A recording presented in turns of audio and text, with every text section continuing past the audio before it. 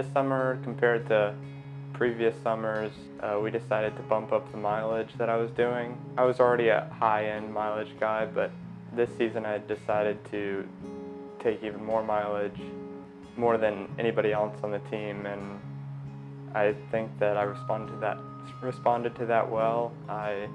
enjoy the high mileage, I enjoy running, and I think that the high mileage early on really benefited me when I finally dropped down on mileage for the championship season. I would say so, since I'm from Alabama, humidity gets pretty bad, and just the fact that championship season is so far away,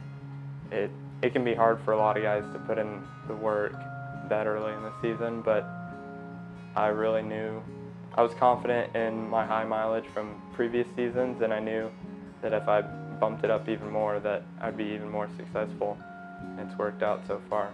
Well, specifically the second to last regular season meet we did in Louisville against some good competition. I learned a lot from that race because even though I ran my fastest time there, I don't feel like I had the best race. The race went out quick and I ended up going out pretty quick with some runners that are ranked very high in the nation, and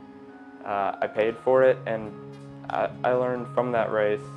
to go out and run my own race, and at conference that's exactly what I did. Through the first mile I was 18th in the conference, and I just worked my way up to 6th by the end. If it weren't for Louisville, I wouldn't have known that I need that more conservative start and I need to work up, and I think I learned a lot from that race. I think Coach Dalton's been really smart with the program because he knew since I was a freshman that I had a potential to run fast times, but he told me that we were going to take it easy the first year, increase a little bit the next year, increase a little bit the next year. He said, I may not see the results freshman and sophomore year, but junior and senior year, you will run faster than if I had just ran you to the ground freshman year.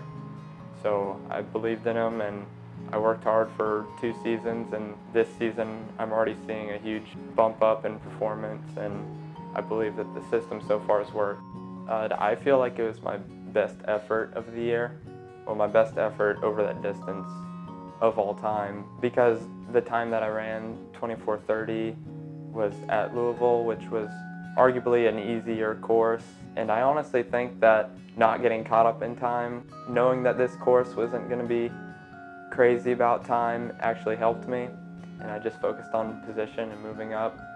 Definitely my best effort of the year, regardless of the time. It is a longer distance. We've been racing 8K, which is about 5 miles all year, and this will be 10K, which is 6.2. It already kind of plays into my favor, the longer distances, but at this point in the year, just 2 weeks, there's not a lot you can do, so at this point you just have to trust your training, make sure your legs are relaxed, but you don't want to slip off of the training too bad that you start going into off-season mode. But there's really not a whole lot you can do in these last 2 weeks, so I'm just running the amount that I need to, but not too much, and making sure that I'm ready for the 10K.